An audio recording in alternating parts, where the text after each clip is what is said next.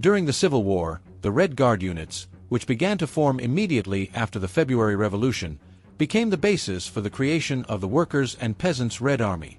The Red Guards did not have a standard uniform. They could only be easily recognized by their red armbands with the inscription Red Guard. By the end of 1917, the question of introducing a new military uniform had not even been considered in the units of the former Russian Imperial Army. The changes primarily affected terminology and the system of ranks. All military personnel received a single honorary rank, Soldier of the Revolutionary Army, and the word officer was replaced with commander. In January 1918, a decree was issued on the creation of the Workers' and Peasants' Red Army, RKKA, and on February 23 of the same year, mass recruitment of volunteers into its ranks began. At first, the Red Army soldiers used the huge reserves of uniforms left over from the Tsarist army. Their uniforms included cloth caps, papakas, protective-colored gymnasturkas with stand-up collars, breeches tucked into boots or wraps with shoes, as well as greatcoats and sheepskin coats. In the spring of 1918, a new distinctive sign was approved for all Red Army soldiers, a 5-pointed red star. This emblem symbolized the struggle of the working people for liberation from hunger, war, poverty, and slavery, and also personified Soviet power as the protector of the poor and the guarantor of equality for all. In the center of the star was a hammer and sickle, a symbol of the unity of peasants and workers. Later, laurel and oak branches were added to the emblem. However, the red star badge was not very visible, so in the summer of 1918, a new distinctive symbol was introduced for Red Army soldiers, a cockade to be worn on headgear. Unlike the breastplate version, it was smaller in size and made without wreaths. By the end of 1918, a uniform military uniform began to be developed for Red Army soldiers. The first element was a hat that resembled a warrior's helmet. It was a cap that narrowed at the top and extended at the back of the head. A 5-pointed star painted in the color of the military branch was sewn on the front, and a corresponding cockade was attached in the center. Later, this cap was named Frunze or Budianovka, as it was initially widely used in Mikhail Frunze's detachments and in Semyon Budyonny's 1st Cavalry Army. In the spring of 1919, the first samples of a full-fledged Red Army uniform were produced, which were soon officially adopted for supply. At the same time, the system of insignia changed. The new set included a Budianovka, a greatcoat with breast flaps, collar tabs, a gymnasturka with a stand-up collar and flap pockets on the chest, as well as breeches. Leather boots or bast shoes with wrappings were used as footwear. The color of the flaps and loops on the uniform depended on the type of troops, and there were additional piping on the collars of greatcoats and cuffs. Later, special sleeve insignia of various geometric shapes began to be sewn onto the left shoulder, inside which were depicted the sun and a 5-pointed star with the emblem of the type of troops. It was these distinctive details, the Budianovka hat and colored buttonholes, that sharply distinguished the regular units of the Red Army from the motley crowd of partisan and anarchist detachments, which did not have a uniform. The military uniform with the above elements became not only a standardized outfit for Red Army soldiers, but also an indicator of their combat readiness, discipline, and membership in the regular army. An important feature was that the commander's uniform was practically indistinguishable from that of the soldiers, reflecting the idea of equality propagated by the new government. The only difference was in the insignia sewn onto the sleeves of the gymnastic shirts and greatcoats. These insignia indicated the commander's rank. Geometric shapes, triangles, squares, or diamonds, were placed above a large red star. The number and shape of the figures indicated the rank held. However, the shortage of new uniforms forced the use of old Russian Imperial Army uniforms. New epaulets, flaps, and insignia were simply sewn onto the Tsarist-style gymnastic shirts and greatcoats, adapting them to the requirements of the Red Army. At the same time, the General Army uniform proved inconvenient for some categories of military personnel. This was especially true for pilots and armored vehicle drivers. The tight overcoats and Budianovka hats hindered them, so the aviation and armored units often continued to wear World War I uniforms, which were better suited to their tasks. By the end of the Civil War, the Army needed to strictly regulate clothing. An order was issued stating that, starting January 31, 1922, all outdated uniform items had to be replaced with new ones. The Red Army's standard issue kits were supplemented with winter shirts and loose-fitting trousers. In addition, early versions of the uniforms were redesigned. The collars and cuffs of the greatcoats were made thicker, and the breast flaps and buttonholes were enlarged and outlined with colored edging. The shirts with belt pockets were shortened slightly, and the shape of the collar was changed to make it more comfortable and practical. The lapels now featured not only edging, but also metal emblems of the branches of the armed forces, as well as the codes of military units. In addition, chevrons were sewn onto the sleeves of the outer garments to indicate membership of a particular unit. Later, new changes were made to the Red Army uniform. A special flap appeared on the left lapel of the overcoat, on top of which rank insignia were placed. The general logic of the system of distinctions remained the same. The color of the flap, like the lapels, was determined by the branch of the military. Initially, the flaps and buttonholes were edged identically for everyone, but over time the system became more complex. The edging became more varied, reflecting membership of specific units. The changes also affected the main symbol, the five-pointed star. Initially, it depicted a hammer and plow, but these were soon replaced by the hammer and sickle emblem, which became the main symbol of Soviet power. The star was no longer worn on the chest, it was moved to headgear, summer and winter Budinovkas. The above-mentioned uniform sets were considered ceremonial, guard duty, and everyday wear. However, practice showed that the Red Army uniform was inconvenient. The cumbersome system of differences in the colors of lapels, edging, and emblems only confused the military personnel.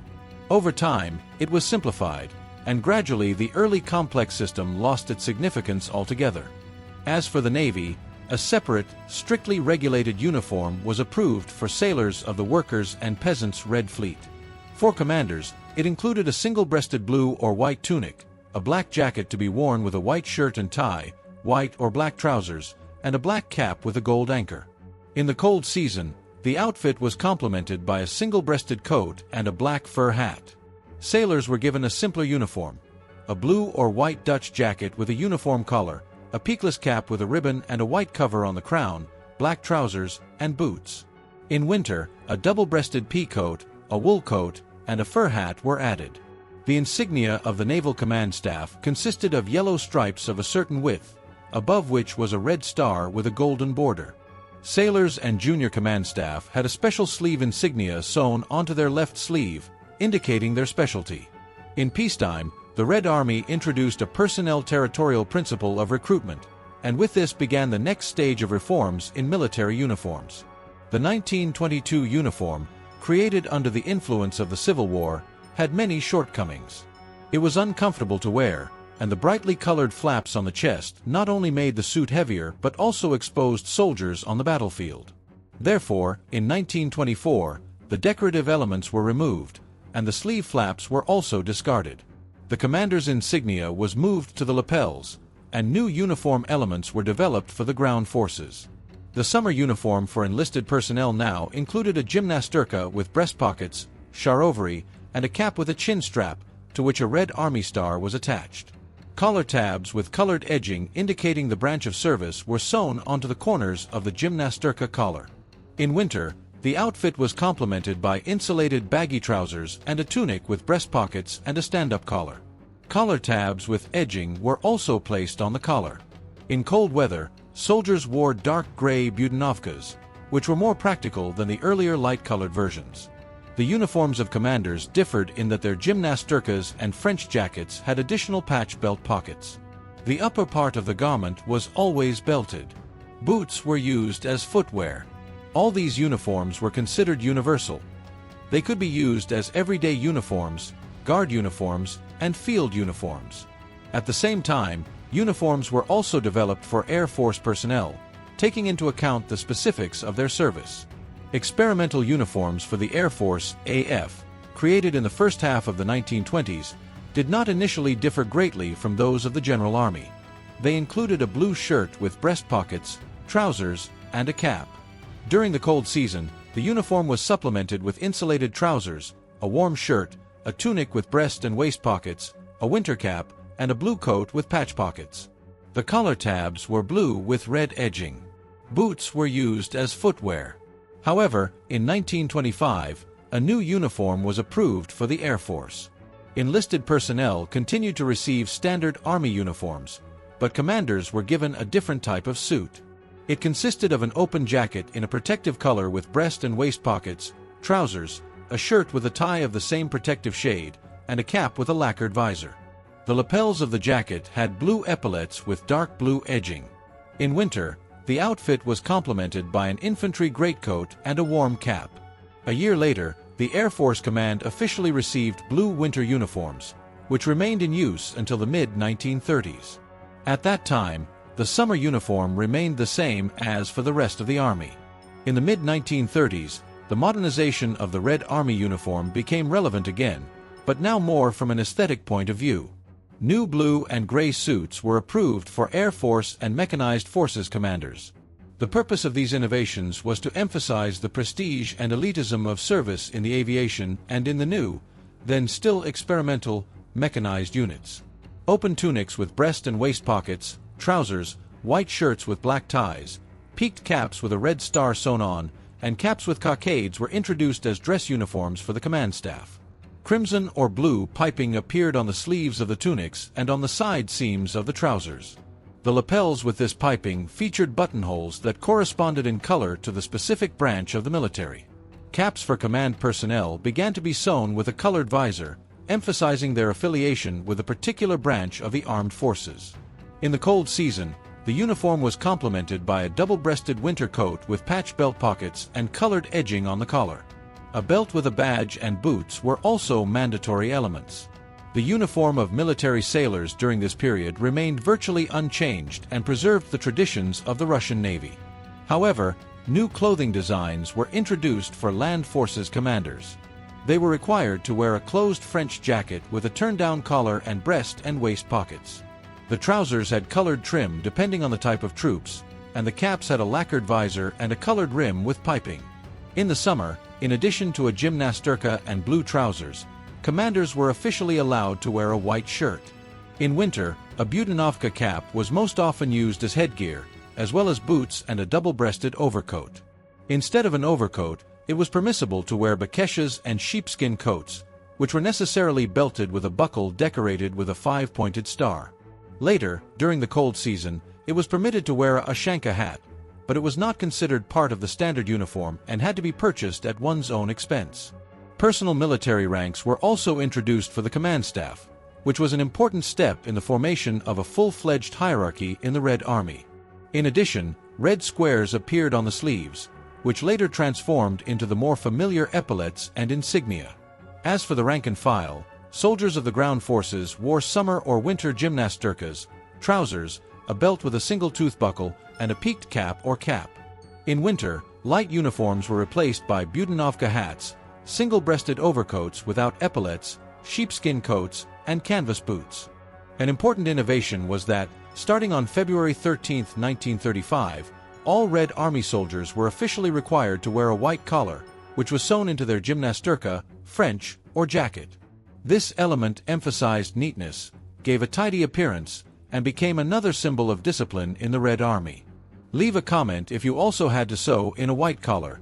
This tradition became a true symbol of discipline for many military personnel. In 1936, new elements of the uniform were introduced in the Red Army, including for women.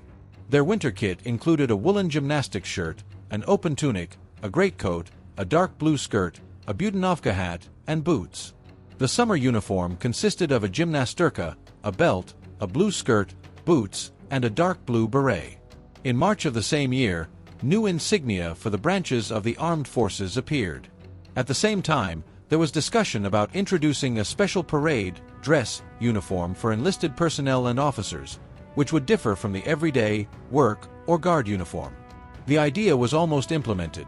The proposed uniforms included a single-breasted tunic without breast pockets, breeches, a belt with a brass buckle, boots, and a cap with a colored visor and cockade. Soldiers' tunics were to have a stand-up collar, while commanders' tunics were to have a turn-down collar. There were buttonholes on the corners of the collar, and red squares with yellow edging on the cuffs of the commanders' uniforms. However, the war prevented this project from being completed. With the start of the Great Patriotic War, the need for dress uniforms disappeared. The Army needed simple and practical uniforms for the front. In the first months of the war, a reform was carried out aimed at standardizing the elements of uniforms for all branches of the armed forces. Peaceful suits were transformed into military models that met the conditions of frontline life.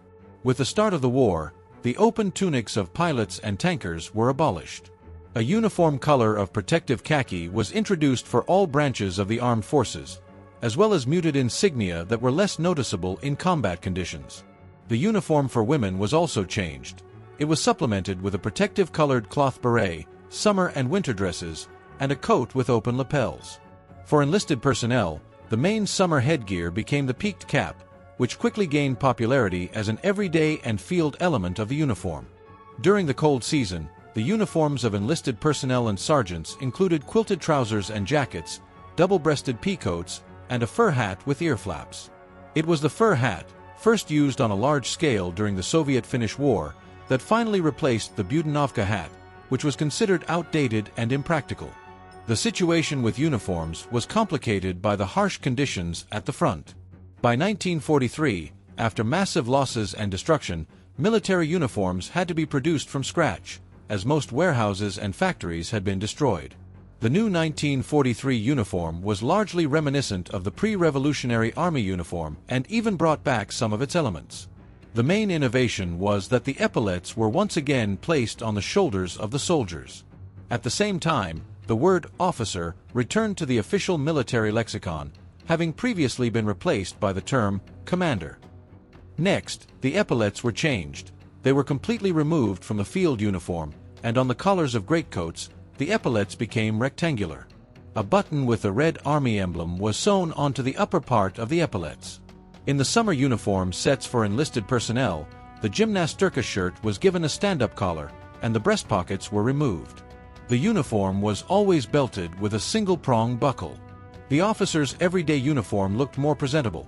It included a closed jacket with breast pockets and a stand-up collar, blue trousers with piping along the seams, a belt with a badge, boots, and a cap with a colored visor and piping. In field conditions, the trousers and cap were made in a protective color, without piping or decorative elements. The infantry was also redressed in a new field uniform, but retained a number of traditional details. Soldiers were allowed to wear undershirts and peakless caps, which emphasized continuity with naval traditions. However, in the spring of 1944, the Soviet Navy officially established its own uniform for the Marines. The field uniform of the Marines was completely identical to that of the Red Army's land forces, while their everyday uniform was identical to that of the Navy. Until the end of the Great Patriotic War, there were no further significant changes to the uniform. But after the Red Army's victory, new dress uniforms were introduced for junior and middle-ranking officers. Their tunic was modeled on the 1941 design, but now had a stand-up collar and new insignia. The collar, sides, and cuffs were edged with gold or silver braid, and coils, tours, were sewn onto the cuffs themselves. The dress uniform, like the everyday tunic, was accompanied by blue breeches with braid, which emphasized the solemn and ceremonial nature of the new uniform. After the war, the senior command of the ground forces wore a double-breasted dress uniform made of sea-wave colored cloth, which emphasized the high status of the generals. In the first post-war years, there were no significant changes in the General Army uniform. The Army continued to wear the 1943 model uniform. However, the most significant changes to the uniform came in 1949, when individual branches of the armed forces began to stand out again, primarily tank crews and pilots. 4 Air Force officers, open double-breasted jackets in a protective color, sewn in the same style as a naval tunic, were introduced as dress and everyday uniforms. Under the jacket, a shirt of the same protective color was worn with a black tie. Blue epaulettes were sewn onto the collar of the jacket, and blue piping decorated the cuffs and trouser legs. The caps had a blue visor with a star-shaped cockade, and pilots also had a flight badge attached. A leather jacket with a zipper and 2 pockets was widely used as workwear for aviation, as it was comfortable and practical for flying. The airborne troops, who had used aviation uniforms before the war and temporarily switched to General Army uniforms in the post-war period, received their own distinctive insignia in 1949, a diamond-shaped chevron on the sleeve with a metal emblem in the form of open wings and a parachute. Armored and mechanized troops received uniforms similar to those of pilots, but with a number of differences. Their uniform also included a double-breasted jacket in a protective color, but the edging was red, and the collar emblems and cap peaks were black. 4 parade tunics, a completely black collar was additionally introduced, symbolizing membership in the armored forces. At the same time, for the rest of the Red Army personnel, the 1943 General Army uniform remained in use until the mid-1950s. It was only in the middle of the decade that a process of gradual change began, resulting in the Red Army uniform being clearly divided into 4 types: parade, parade dress, everyday, and field. First, the new sets were given to senior commanders, then to officers, and only then to soldiers and sergeants. Let's take a closer look at the soldiers' dress and parade uniforms. They included a tunic with a stand-up collar, baggy trousers, a belt with a brass buckle, boots, and a cap with a colored visor and band. A red star cockade was attached to the visor of the cap. The epaulets and lapels of the tunic bore insignia and emblems painted in the colors of the branch of the armed forces. In the cold season, the uniform was supplemented with a single-breasted greatcoat and a fur hat with ear flaps. The lapels of the greatcoat also bore the emblems of the respective branches of the armed forces. The summer everyday and field uniform was simpler and more practical. It consisted of a gymnasturka with breast pockets, a peaked cap or Panama hat for hot weather. Boots were used as footwear, which provided comfort in field conditions. There were 6 different uniforms for the Navy. The first 3 sets included a Dutch shirt with a uniform collar, a peakless cap, trousers, and a belt with a brass buckle decorated with a Navy emblem. Deck shoes were worn as footwear. In the cold season, the naval uniform was complemented by a double-breasted peacoat, a single-breasted overcoat, and a fur hat with ear flaps. A star-shaped cockade was attached to the headgear. As for the command staff, the dress uniform of the Army officers looked much more solemn. It included a closed double-breasted gray jacket, a white shirt with a tie, blue trousers with piping, a cap with a colored visor, and low shoes. A ceremonial cockade was attached to the cap, and the lacquered visor was decorated with a pattern of laurel branches. The cuffs and lapels of the jacket had red edging and were additionally decorated with gold embroidery in the form of branches. There were color insignia on the corners of the jacket collar. A total of 18 types of such insignia were approved, each reflecting the officer's affiliation with a particular branch of the armed forces. A distinctive feature of the officers' tunics of the armored forces was a black collar, and on the caps, a black visor. Air Force personnel wore uniforms that were completely blue with blue edging. An aviation emblem was attached to the crown of the cap, and the cockade had a ceremonial frame. Navy officers' dress uniforms were black with appropriate insignia. Women's officer uniforms were similar in cut to men's, but included a blue skirt, shoes, and a beret to match the jacket. A cockade with a border was attached to the beret. The everyday field uniform of Army officers in the summer consisted of a gymnasturka with breast pockets and a stand-up collar, charovary, boots, a belt with a buckle, and a cap with a colored visor and edging. For service in hot climates, a Panama hat was provided, to which an oval cockade was attached. Before the events in Hungary, 1956, officers wore epaulets with a gold field on both parade and everyday tunics. In addition, the everyday uniform included a closed tunic, blue trousers, and low shoes. Commanders of the communications troops and the Air Force were given open double-breasted tunics in a protective color instead of gymnastic shirts. They wore khaki shirts with ties underneath. In hot weather, it was permitted to wear only a shirt, without a tunic. In 1956, Colonel General Vasily Filipovich Margelov initiated the development and field testing of special uniforms for paratroopers. By the end of the decade, the first production sets of summer and winter uniforms for the airborne forces had been delivered to combat units. The summer set included a water-repellent jumpsuit and a light helmet, while the winter set included an insulated jacket and trousers adapted for parachute and airborne service conditions. It was at this time that the first attempt was made to introduce a new distinctive element of the uniform for paratroopers, protective or orange berets. However, this idea was not developed initially and was soon abandoned. Nevertheless, the symbol of the airborne troops, a crimson beret with a blue flag, appeared in the airborne forces in the late 1960s and became established as a distinctive element of their appearance. Now briefly about the Navy. Navy officers had several uniform options. The first three sets included a white or blue single-breasted jacket with breast and waist pockets and a stand-up collar, a cap with a white or black crown, trousers, and low shoes. A Navy cockade in a decorative frame was attached to the cap. Female officers in both the Army and the Navy were required to wear a dress and a blue beret. During the cold season, the men's uniform was supplemented with a double-breasted overcoat with loops according to the type of troops, a scarf, and a fur hat. Women were provided with demi-season and winter coats, insulated shoes, and boots. All these sets remained unchanged until the end of the 1950s. In 1959, a uniform everyday uniform was introduced for all branches of the armed forces, with the exception of the Navy.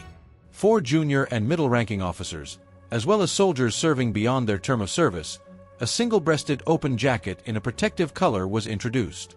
This jacket was used as both everyday and parade uniform. Tabs indicating the branch of service were sewn onto its lapels. Jackets of this style remained in use until the mid-1990s. They differed from the dress uniform only in their fittings, more modest tabs and buttons. The trousers in both versions remained blue with piping. Thanks to the persistence of Colonel General Vasily Filipovich Margelov, paratrooper officers managed to bring back the traditional blue color. It was used as piping and Air Force emblems on the visors of caps and on the crowns of headgear, emphasizing the Airborne Forces affiliation with the Air Force. As for the field uniform, it was made entirely in a protective color. All insignia were muted so as not to stand out in the terrain. Camouflage uniforms did not yet exist in the Soviet Army at that time, so personnel used camouflage suits during exercises and maneuvers, such as birch and other early versions of camouflage. A separate work uniform was developed for military builders, both summer and winter, taking into account the specifics of their service. Radical changes in the appearance of the Soviet Army took place 10 years after the Grand Parade in honor of the 50th anniversary of the October Revolution. In the summer of 1969, final adjustments were made to the uniform. Blue trousers were removed from the officers' everyday uniform and replaced with protective colors. Chest pockets appeared on shirts. For female officers, berets were sewn to match the main uniform, and blue skirts were abolished. Changes also affected men's demi-season coats, which were given a belt and strap. But the main innovation was the introduction of a new dress uniform for junior and middle-ranking officers. For the ground forces, internal troops, and border troops, the suits were made in a sea wave color, and for the Air Force and Airborne Forces, they were made in a rich blue color. The summer uniform included a single-breasted jacket, trousers, and a cap. The jacket cuffs had colored edging, and the epaulets and buttonholes were made in a golden tone, as were all the metal fittings. For women, the officer's uniform was complemented by a skirt, shoes, and a beret in the same color as the uniform. In addition, a new version appeared, a double-breasted open jacket in white, which could be combined with the first and second categories of uniforms. The soldier's dress uniform was practically identical to the officer's everyday uniform. The only differences were in the details. The star-shaped cockade was framed, and the buttonholes had gold edging. Colored epaulets with the abbreviation SA, Soviet Army, were sewn onto the shoulders, and a chevron indicating the branch of the military was placed on the left sleeve. In the cold season, the uniform was complemented by a single-breasted overcoat, a belt with a brass buckle, boots, and a fur hat. The field uniform for officers included a single-breasted tunic with belt pockets and a turned-down collar, trousers, a protective colored cap, a belt with a buckle, and leather boots.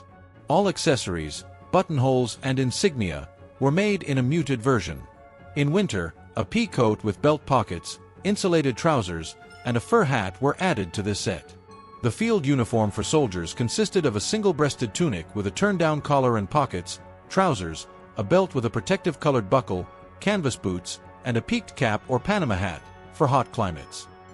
Airborne troops were allowed to wear a blue beret and a vest under their tunic on a daily basis. In the cold season, the soldier's uniform was supplemented with a greatcoat, pea coat, and fur hat. The Marine uniform occupied a special place. Marines wore black uniforms, which distinguished them from other branches of the military. The field uniform consisted of a tunic with breast pockets, a blue undershirt, trousers, a belt with a muted navy badge, canvas boots, and a black beret. A cockade was attached to the beret, either an officer's or a sailor's, depending on the rank of the serviceman. During the cold season, the uniforms of Marines and sailors were supplemented with black officers' or sailors' overcoats. These overcoats had belt pockets and warm fur collars. They were accompanied by insulated trousers and a black fur hat with ear flaps, which protected against severe frosts. Military builders were not forgotten either. Their work uniforms also underwent changes, albeit minimal, mainly boiling down to the improvement of individual elements for convenience and practicality. Subsequently, until the end of the 1970s, the Soviet Army uniform changed only gradually, with minor adjustments. However, real innovations appeared in the 1980s, when the development of camouflaged uniforms began. The first camouflage sets were introduced for border troops. They included a jacket with breast, waist, and sleeve pockets, trousers, and headgear, a beret or cap, made in camouflage colors. In winter, these sets were supplemented with pea coats and insulated trousers. The most common colors were birch and yellow leaf, which provided camouflage in wooded and mixed terrain. These sets were primarily intended for border guards. With the start of the Afghan War, new comfortable and practical field uniforms were needed. This led to the creation of the famous Afghanka, which became the standard uniform for both soldiers and officers. The summer set included a jacket with 6 pockets, trousers with additional thigh pockets, and a cap with turn-up ears. The winter version consisted of an insulated pea coat with 6 pockets and a detachable fur lining, trousers, and a fur hat. Simplified versions of this uniform were developed for ensigns and GRU Special Forces officers, which were more practical and allowed for greater freedom of movement, in line with the specific nature of their combat tasks. The Afghan uniform was officially approved in 1984 and was initially supplied to the Democratic Republic of Afghanistan for Soviet units participating in combat operations. From the spring-summer of 1986, new sets began to be supplied on a priority basis to Soviet Army units sent to eliminate the consequences of the accident at the Chernobyl nuclear power plant. In addition to the standard protective version, the suit was also produced in a birch camouflage color scheme. This version was used by border troops in the late 1980s. A distinctive feature of their uniform was a green beret with a blue flag. For Airborne Forces personnel, and later for the Marine Corps, uniforms began to be produced in a new Bhutan camouflage pattern. A special version was produced for paratroopers, an open jumpsuit. It included a jacket without belt pockets, which was tucked into the trousers, had a hidden fastener, and was comfortable during active operations. This uniform was used by paratroopers both as a field uniform and as everyday wear. The emblems of the branch of service were attached to the corners of the jacket collar, and a small red flag was sewn onto the left side of the beret. During the same period, the possibility of completely abandoning traditional boots and replacing them with lace-up shoes was discussed. However, combat boots were not introduced on a mass scale in the Russian army until the end of the 2010s. Now let's turn to the additions to the everyday uniform. On March 14, 1988, the new Minister of Defense of the USSR, Army General Dmitry Timofeyevich Yazov, signed Order No. 250. This document was the last in the history of the Soviet Army to regulate uniform issues for officers. In accordance with the order, in addition to the open tunic, a jacket with breast pockets, similar to the Navy tunic, began to be produced for officers.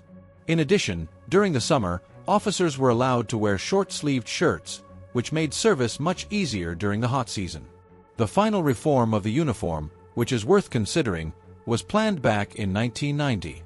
A special exhibition presented completely new sets, which differed significantly from the 1973 and 1988 models. Officers' open tunics with breast pockets lost their epaulets. Now the emblems of the branches of the armed forces were attached directly to the lapels. Colored collars on caps were also abolished. For Air Force personnel, a blue suit with light blue trim was introduced for everyday wear, which was to become their signature distinguishing feature. In addition, officers were provided with zippered jackets with breast pockets. During the cold season, a simplified double-breasted overcoat matching the color of the uniform was provided, as well as a demi-season coat. The women's uniform differed significantly from the men's. The jackets were tailored, a bow was used instead of a tie, and a peaked cap served as headgear. Everyday women's jackets were made without breast pockets, and the winter coat was single-breasted. All these costumes were considered both dress and everyday wear at the same time. For soldiers, the dress uniform included a semi-open tunic with breast pockets, trousers, boots, a belt, and a peaked cap. A shirt with a tie was to be worn under the tunic. Internal troops wore berets instead of peaked caps, and Marines wore identical uniforms, but in black. The field uniform in vertical or barvika camouflage became standard for all branches of the military. New cockades were designed as insignia, but they remained experimental, as the Soviet Union collapsed at that time and the country transitioned from socialism to capitalism. The final chapter in the history of Soviet military uniforms was written on February 11, 1992, when the Commander-in-Chief of the CIS Armed Forces, Air Marshal Yevgeny Shaposhnikov, signed Order No. 50. From that moment on, the existence of the Soviet Army's military uniform was officially terminated.